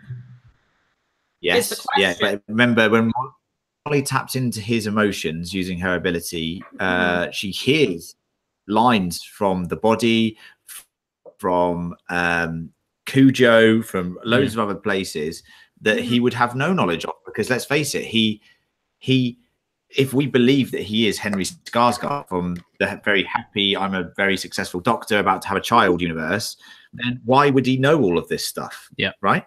So it opens up that interesting discussion about the unreliable narrator again, but it also brings up the points that, maybe he can see, because he's not meant to be there, he can see past tragedies that have happened in this universe. We said Gordy at the time. We said Gordy was a reference to Gordy LaChance from right. Body, and episode 8 we said that Gordy might be Gordy, Gordon, the Dead and Breakfast owner who went mental and murdered everybody. So we think it's a past look, no matter what happens, whether it's Gordon from the Dead and Breakfast or Gordy LaChance from Stand By Me, because he had an abusive parent. So, and I don't know if one of them killed one of the other or whatever. But, no idea. I can't remember. But yes, that's our thoughts. Yeah. So what do you guys think? So Molly does say when she comes in contact with the kid that feeling what he felt was like seeing the misery of every bad thing that had ever happened in this town. And it kind of makes you wonder why that would be, since at least what we're being presented is that he's not from this universe or whatever. Maybe it's some sort of effect of passing through there, or I don't know. Yeah, I'm not sure. I do like the idea that it is Gordon from the murder hotel, but then I'm not exactly sure what's happening with them placing the kid on the screen at the same time. Will they show us that like he's watching that happen, and then him going to pout on the roof about it? So yeah, I'm not sure what I think, but I do like the idea of it being Gordon's past. And why did he wander to that house specifically, almost as if he knew where it was? I tried to see if that house cropped up in any other episode, but I didn't see it. So Marie?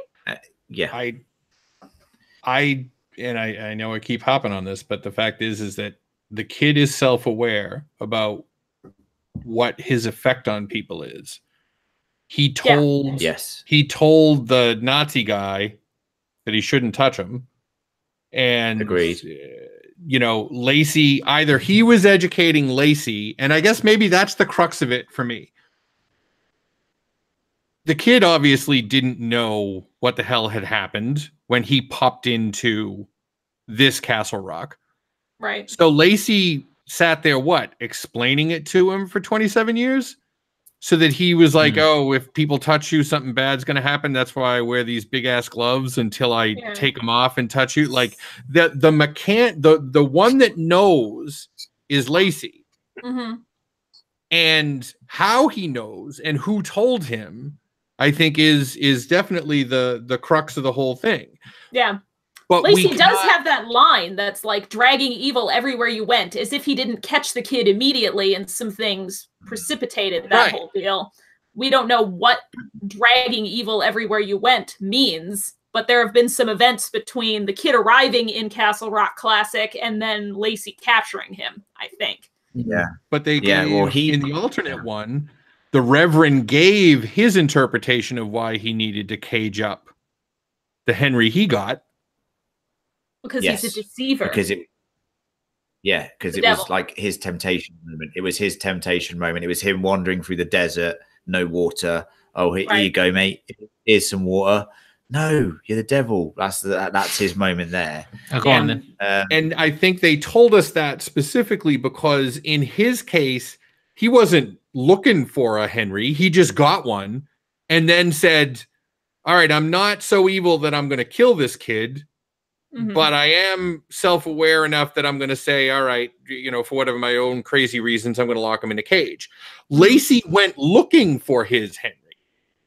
Right.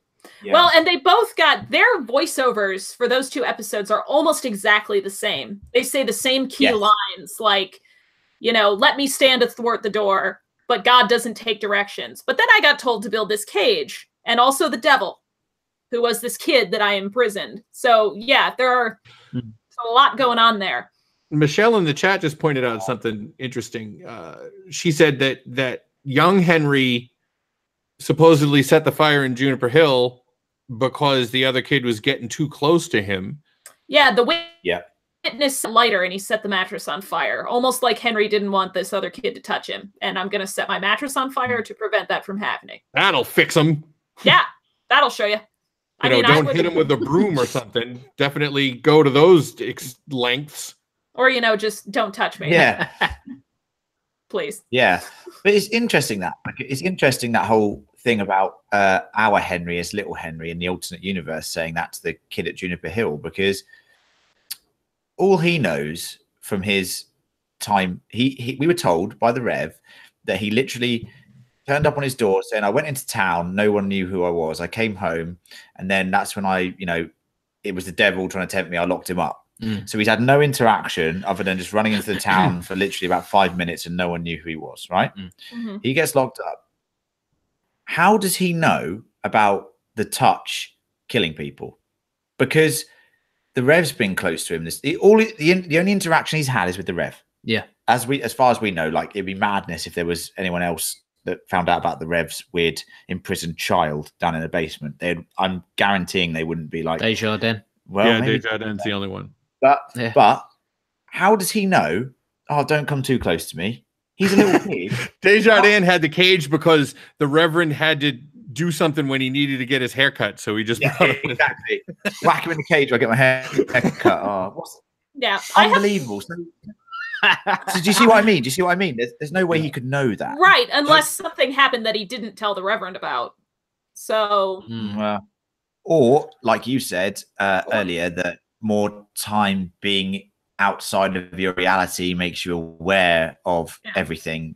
Maybe like Castle Rock 2 sort of thing. Maybe where he ended up with the Reverend wasn't the first place he went when he went through the Thinny, too. Maybe very, very possible. My anxiety is growing about there being like a third there that we're going to but the third one is not going to be welcome to Schisma orientation. Please pick up your pamphlet and we're going to go through. So, because where's the timeline where Ruth goes down the stairs in her pretty sunflower dress? She doesn't have her hospital bandage on her wrist anymore, and the balustrade is different. So what's that timeline? Yeah. And stop saying long words. I know. Well, actually, that might not even be the right word.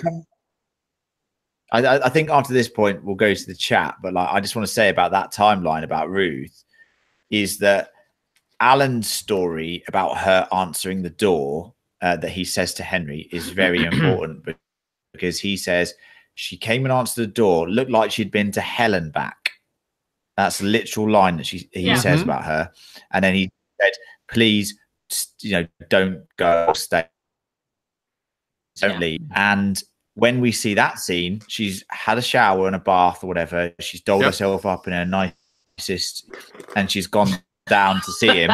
She's gone down to see him, right? Yeah. And we know that's not the case. So just talking about that timeline theory again, that's worth thinking about. But is there anything going on in the chat? Yes. And the other thing, speaking directly what you said, Len, the kitchen wasn't messed up and the pan wasn't burning. They were two totally different things. So I got there's a really, really good one. There's I have no idea.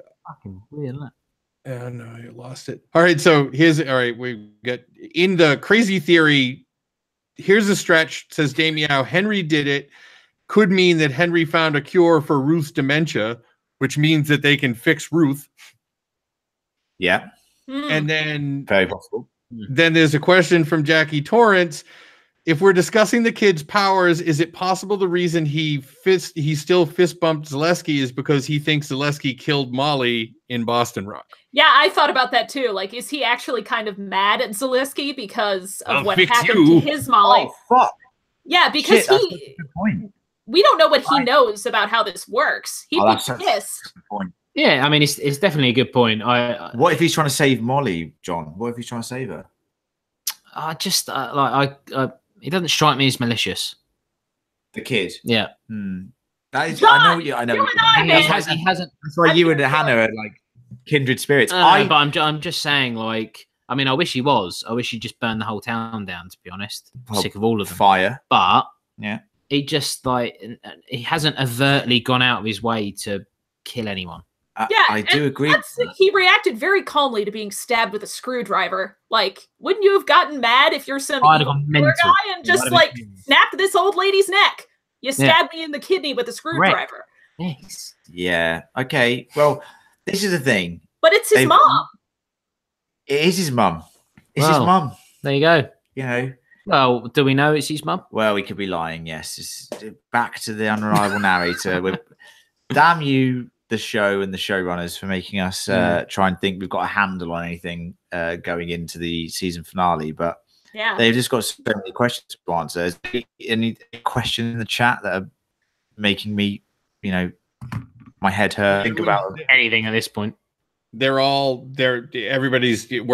jumping in the same hole, basically. You know what I mean? Like, as far as the kid, I think everybody's basically what's happening is everybody that doesn't want the kid to be evil is coming up with increasingly flimsy reasons as to why that's not the case. Pardon you, flimsy.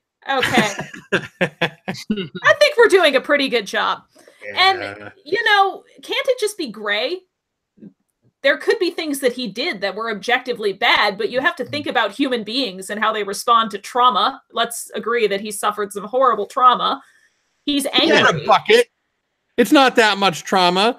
Lacey came and talked to him. He probably gave him some cigarettes. He had his. Well, we know he clipped his fingernails. I probably would have strangled Lacey through the bars, but I don't know. I keep using the SeaWorld metaphor. Put something in a tiny cube for a long enough time, and it's gonna snap. I want to say we're big fans of the nurture, not nature theory, as in, he's been put in a box made to feel like he is the devil for a long time. Yeah. John has a very interesting theory about the cigarettes, don't you? Well, it's not a theory. It's not a theory.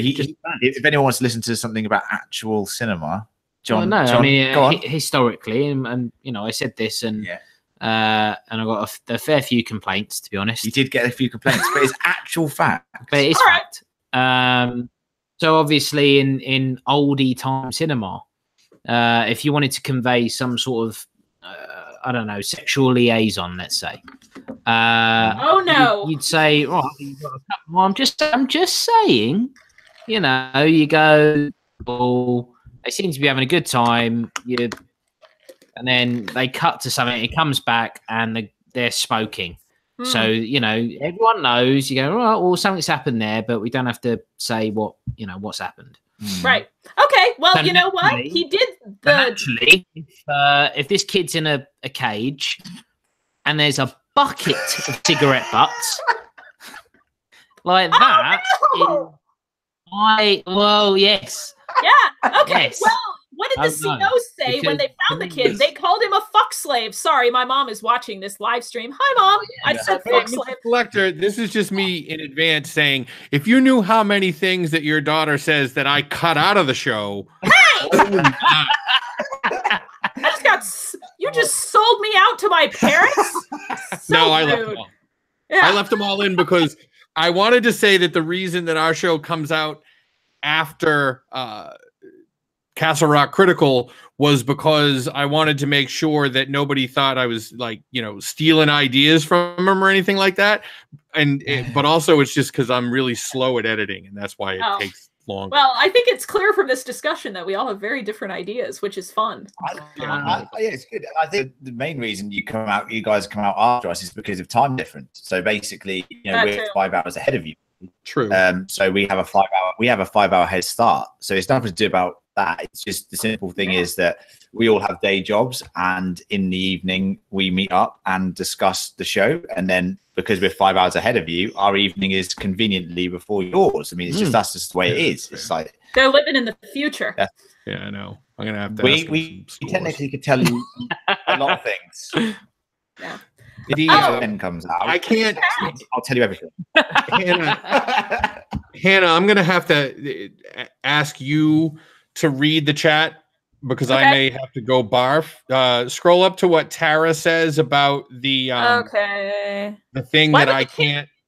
Yeah, why would the kid's nails grow and he didn't age or need food? Why wouldn't his hair? Well, he did have a beard though, so like some hair grew. He was clipping his nails. It's like in some ways you continue to age, but not really, because his hair and fingernails are still growing, but he's not aging at all. So yeah, that is interesting. I don't know. And I pointed out in one episode the super gross thing that he had a poop bucket in the thing. Yeah. So he's still creating waste. Yeah. What's wrong with the poop bucket? I have one right there. Ew. With Buffy, right? You mentioned the Hellmouth earlier. I remember an episode of Buffy. Buffy's a great television show, by the way. Joss Whedon, absolute genius. Great. It's an unbelievable show. It's revolutionary, John. Oh my god! I know it's not your. Start another podcast. What does John actually like? Yeah. What does John actually like? I'm the host of Westworld. I love Westworld. He loves Westworld. But basically, there was a Buffy episode where they said like if the fingernails still like grow when they're like it's a demon basically, and they don't age. It's an interesting little tidbit there for you. Just thinking, fingernails. That's a definite Buffy episode. Check it out. As an immortal being, you'd be able to bypass all that unpleasant stuff, like clipping your fingernails. yeah, whatever. That's true. Save some money on the. I need some nail clippers. Where are my nail clippers? Yeah, and the kid ate a donut in his current timeline, so maybe we're assuming that his diet used to be slightly normal, but then when he's out in prison, he's not eating anything except white bread. Don't know what that's about. I guess donuts and white bread are kind of similar in a way. And for anyone similarly empty of nutritional value. Wonder Bread classic. Yeah. No, we don't get it here. No. Well, they wouldn't ship bread from America to England. There you go. If you want to ship us some Wonder Bread, you guys aren't missing much. But it'll be moldy by the time it gets to it. And I'll film John eating it for the sake of the podcast. Yeah. I mean, live stream. Like Jesus. Yeah. Could you imagine? No. Okay. No. Good. You'd rather have brown bread in a can. Oh, that'll keep all the way over. Yeah. So now I think we're good. We're creeping up on the 2-hour mark, and honestly, I would just do this for like the next 7 hours, but we should probably try and reel it in to stay close to 2 hours. But Melissa, in her tome of unanswered questions, does exploding casket syndrome have anything to do with anything, or was that just a fun? Because they said only recently deceased people can experience that phenomenon, and the Rev had been dead for a very long time and reinterred at that point. Mm-hmm. Yeah. And with my extensive knowledge of corpses, She's right. Yeah. You know what? Show, and I don't want to have to say it again. The more I'm thinking about Lost, I'm thinking about a juggler, and he's got 2 or 3 balls, and he's juggling them. But then he thinks, I'm going to show the audience something. I'm going to juggle 5 balls, 6 balls, 7 balls. He's mental. This guy. He's got He's a ball juggler. He's got loads of balls up there, 9 or 10. He's just going mental. There are too many balls in the air at the moment. That's another point I haven't even thought of. There's too many balls in the air. You know, from this chat, I've sat here and I thought, right, we've got the Dulux dog, we've got the balls, we've got what's Lacey doing, who killed Odin Branch, is Ruth's story going to get execution for Henry and that lot? I'm just sitting there thinking, wait a minute, there is so much that needs to be discussed and solved in a 1 hour show of television. But this is what I'm saying. This is why episode 9 was such Sean a and I are bad both episode. Well, Ridiculous. I think like that. honestly, I think Melissa just solved it in the chat. She solved her own question, and actually, probably if they reveal it right, the Reverend from Boston Rock had just died. That Reverend would have been fresh enough to have exploded. Wait. Hang on. He had just died in 1990. Well, when they crossed over into 1991. No, the kid. Oh, wait. Yeah, no, but we don't know what year it was in that one. Well, no, but so, like, how would that work, though? Okay, my theory. Because that Reverend died in 2018 in that timeline, that in this 2018, somehow his body is what's in the casket. Rats. Yeah, I don't know. I'm going to riff off theory. I think that might be bang on. Basically, if he killed himself at Castle Bluff near the point of entry that we know that the realities, go between, there's a possibility he misses with the other Rev. There's a possibility there that he might have switched places with the other Rev and is actually the new, fresher, more dead Rev. He's only been dead for 11 days. Does it work like that? No one. But that's what I mean. We need rules. We need rules. How the hell would dead people switch places too? How are they doing that? Because they're dead. Ruth is doing it. It's the schisma trying to reconcile all realities. I don't know, but that's my go-to answer. It was a good one. Yeah. Okay. I think if you want, good answer. All right. If we're riffing weird theories just for the hell of it, I think Willie is Desjardins' dead kid from another timeline. I just wanted to throw that out there for funsies. Yeah. Going full tinfoil. Right, let's get our tinfoil out. I'll go get some from my kitchen. I gotta get all the crazy out of my system before the final episode. So there was another thing that sometime around 3 a.m. I was thinking to myself, I really want Desjardins to be involved again. So I'm just gonna make this work. Yeah, sometime around 3 a.m. I was going, fuck, this takes a long time to edit. Yeah, well. I just do the thinking. My biggest tinfoil thing is the Ruth pulling the strings behind the scenes. And it's not just the Pangborn not calling out to Ruth or anything like that and that kind of stuff when he got shot, but also the ease with which Pangborn went from, hey, I saw you 27 years ago and you look exactly the same, and I got this long letter from Lacey saying that you were evil, blah, blah, blah, blah, blah. And then the kid just goes, you know what you should do? Drive far away. And he just goes, okay, why don't you know what I mean? Like that, it's right. Well, he was in on it. There has to be some timeline stuff going on somehow, because the gunshot incident that they talk about was sort of explained to us almost as if it was Ruth shooting Pangborn in the shed. Yeah, no, that doesn't jive for me. And also, there's somebody killed Odin to stop something else from happening.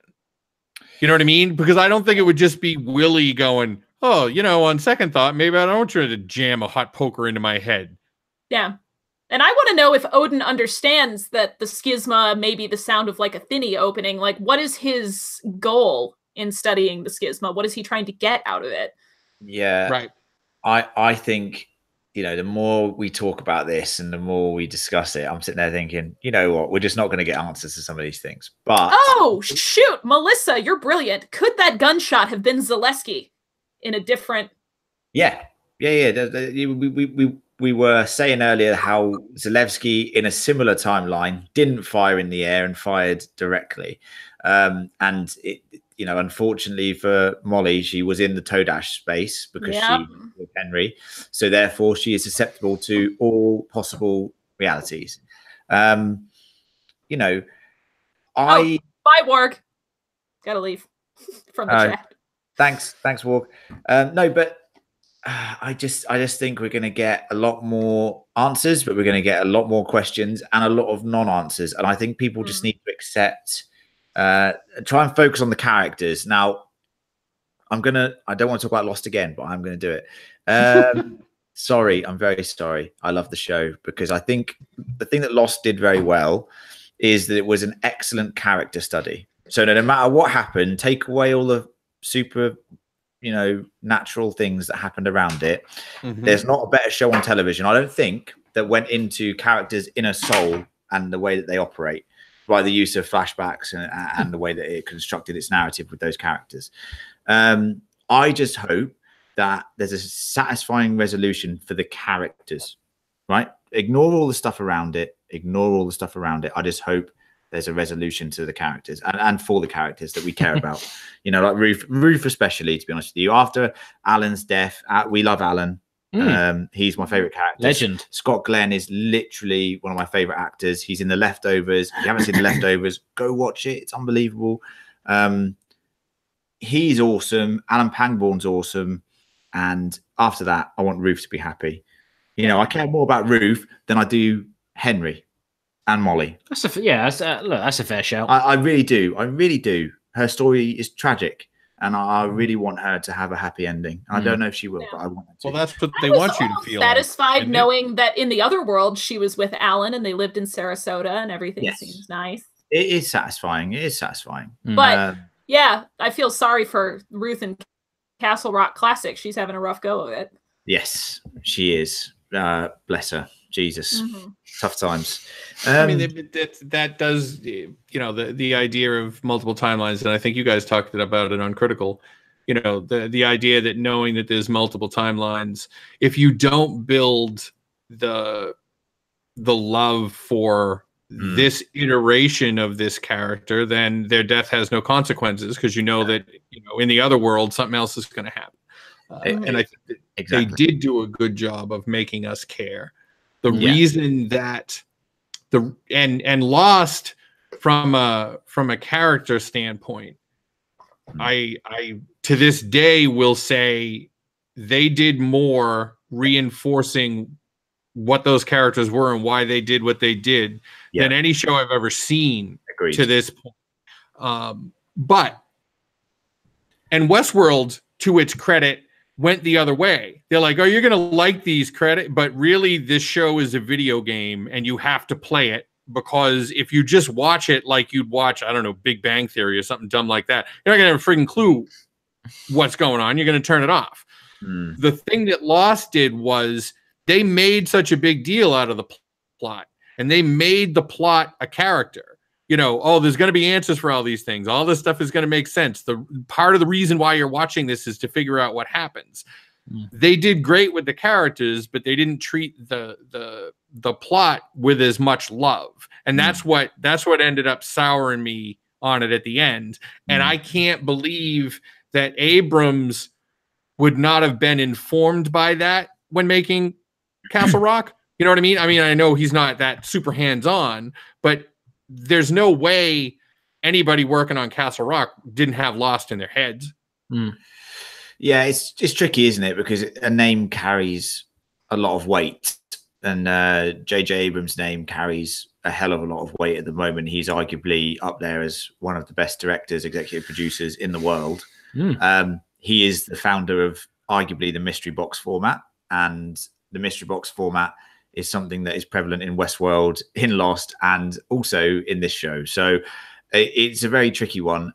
I think he's refined himself as a producer and as a director. I think he's not as involved as we think he is in this show.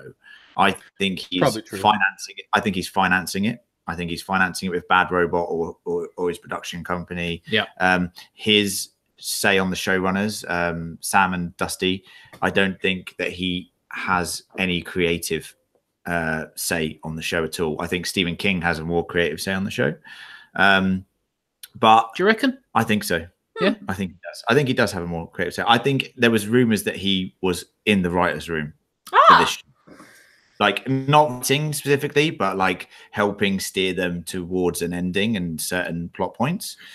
And I think he will become maybe like George R.R. Martin was for a time on Game of Thrones. We might write an episode or two next season. Who knows if the show goes from strength to strength. Yeah. But don't worry about JJ too much. I mean, it is weird how all of his shows seem to have a mystery. It is weird how he associates. I don't think it's weird. It's just that he likes that, doesn't he? It's his IP. I mean, that's you know, if that's his form of storytelling, we've just got to go. And to be fair, I love that form of story. As long as the answers, it's fine. 100%. And I believe that the real spiritual parents of these shows is the X-Files, because the X-Files was the one that said we can have a big thing going on. And I think Hannah and you and I talked about this at one point. The X-Files said, okay, we can have the mythology, but also we'll have Monster of the Week. And what Lost did was say, we can't have Monster of the Week because everybody's on an island, but we know that we can't just hit people in the chops with, mythology. Right. So we're going to do the flashbacks. Sure. And that made us care about the characters. And that was brilliant. I think Westworld does the same thing with some of that stuff. Yeah. And Castle Rock has kind of been following a format of an episode will essentially give an exposition of one character with events happening around them. So who do we think the character is for the final episode? That's true. It's weird, isn't it? It's weird because Henry was obviously the last one. I mean, there's no way. There's no way they can. So, Jesus, could you imagine? That's left field. No, and the reason I say that is because that thing that Melissa found, the fucking lock was not on the door.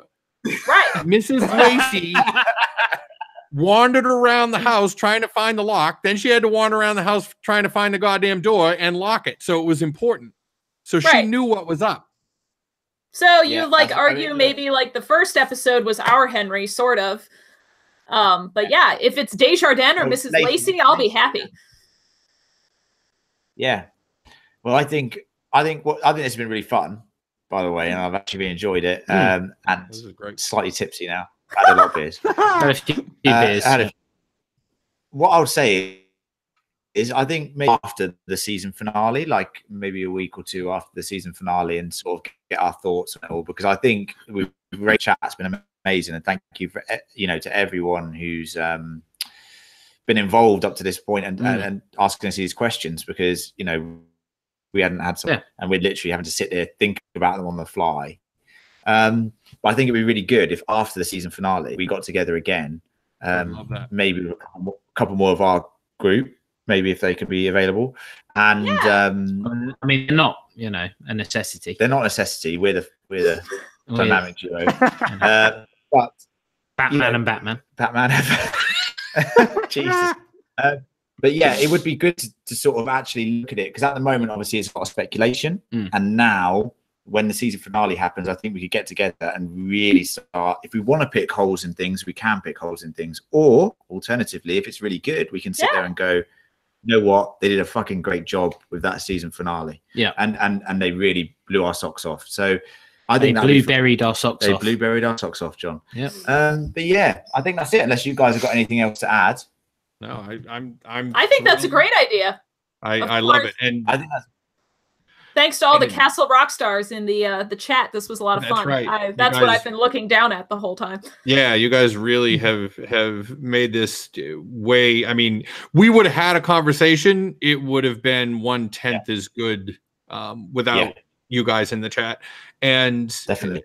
Also, now that I know in advance, I can do a trailer for it, not like an hour before the show.